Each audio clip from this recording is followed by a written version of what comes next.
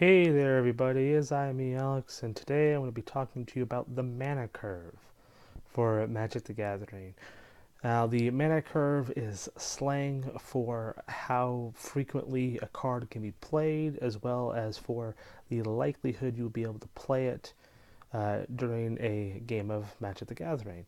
There are many different factors involved with seeing whether or not you'll be able to play a card. The most basic being, do you have a land on the field or not? Do you have a land in your hand in order to make that happen? Now, on average, you'll have 60 cards in a deck because that's the bare minimum. And then the maximum you can have is 4 of each creature, spell, whatever have you, unless it has special abilities, and you can have as many lands as possible. It is recommended that a third of your deck be dedicated to lands or ways to generate mana for free, such as having lands that you can tap to bring out a color of whatever you want. And as a percentage wise, that means roughly 1.6% of every card. That's your probability that you'll get it in your hand, at least at the start, before you start drawing cards.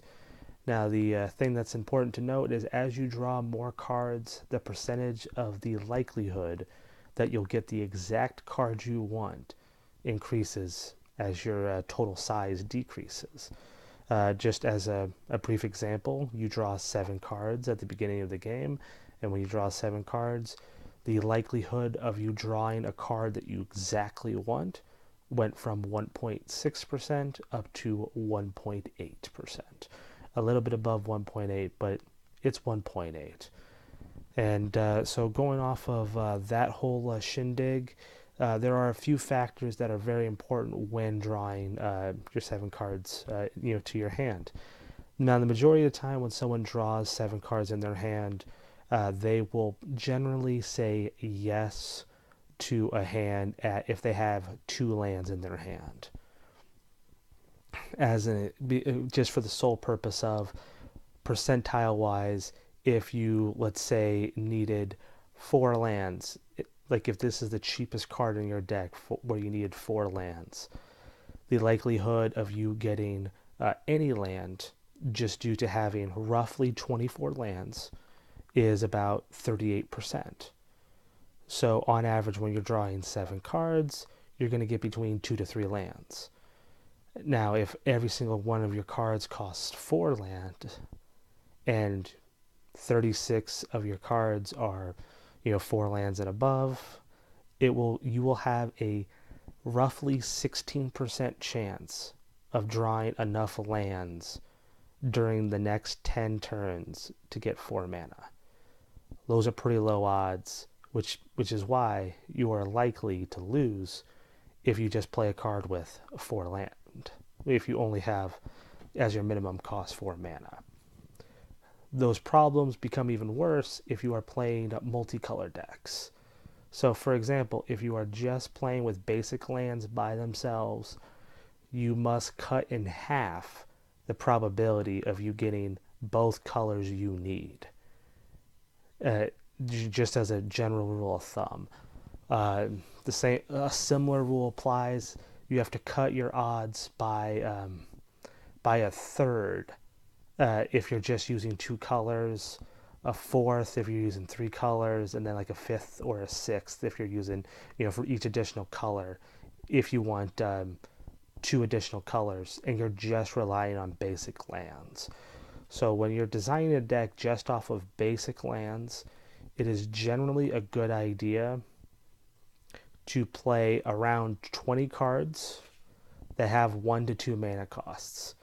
And the neat thing is if you play artifact cards like the gold mirror, these are all out of date cards, but these are cards that I don't have sleeved. Because it's just 2 mana of any sort, you are highly likely to play it. You have like roughly a 30% chance, and that's if you have 0 lands in your hand. If you're just drawing cards, you have roughly a 30% chance to play this card on the second turn if you're just playing basic lands. Now, percentages increase and decrease, once again, based on what methods you have to generate mana. And that's where it becomes really difficult to explain the mana curve. For example, if you had a Dark Ritual, which is a card that's not allowed in Standard right now, so it's not too big of a deal to even mention this, but it cost 1 black mana and you gain 3. So you having a 4 of those in your deck means you have roughly a 7.6% chance to accelerate how much mana you have on the very first turn. That makes it very useful. If you have other means, such as the Druid of the Cowl, such as the Lalano Wolves, Elves, that you can tap to generate mana, that makes it to where you're much more likely to draw to play the lands, the cards that you need for that mana pool. But as a general rule of thumb, if you have about 24 lands, you will want to have about 20 cards between 1 to 2 mana. So between 1 to 2 mana, you're going to want about 15, 20 cards, just so that way you are likely to play these cards. They can be spells, creatures, whatever, as long as they're useful for you. And then after that, you're going to want 10 cards to be between 3 to 4 mana.